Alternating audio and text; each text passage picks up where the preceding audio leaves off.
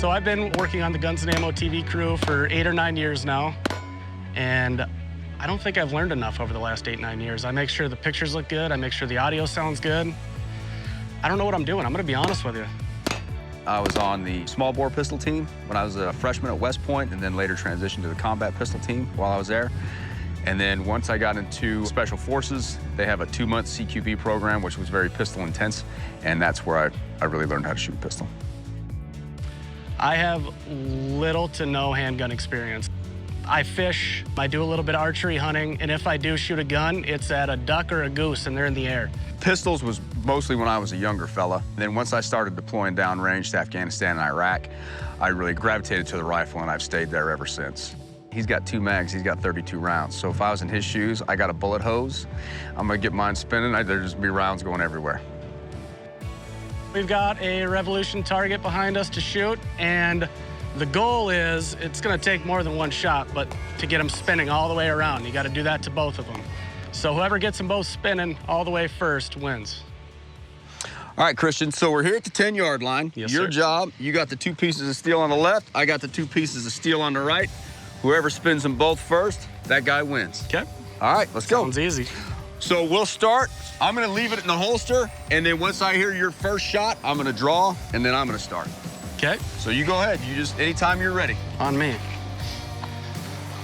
All right, probably put some ears on. Ready? Yep.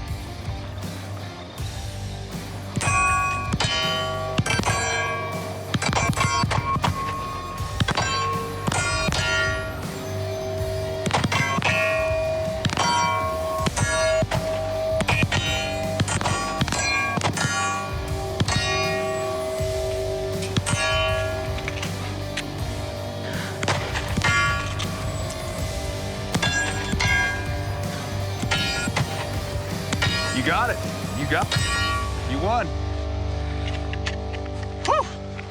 Wow. I totally forgot cameras were here. Yeah.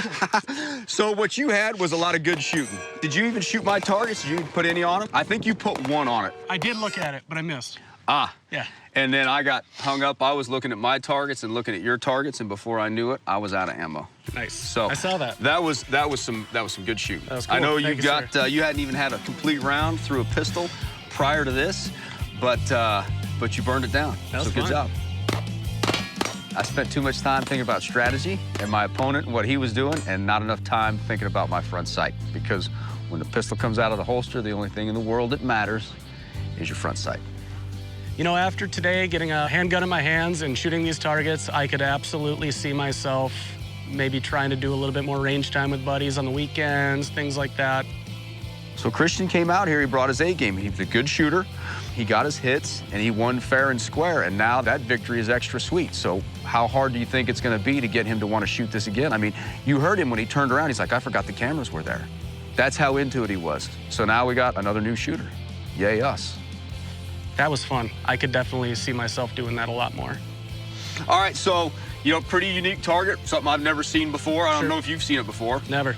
It's Revolution targets, and it's the heavy-duty multi-target. So, big steel, spins, you don't have to reset anything. You can just sit here all day and shoot until your ammo's gone, which wouldn't take us very long. I was definitely nervous walking up to this challenge against Tom, but yeah, I am completely surprised. I never would have guessed that I was gonna beat him, but after I did, I'm ready for another one.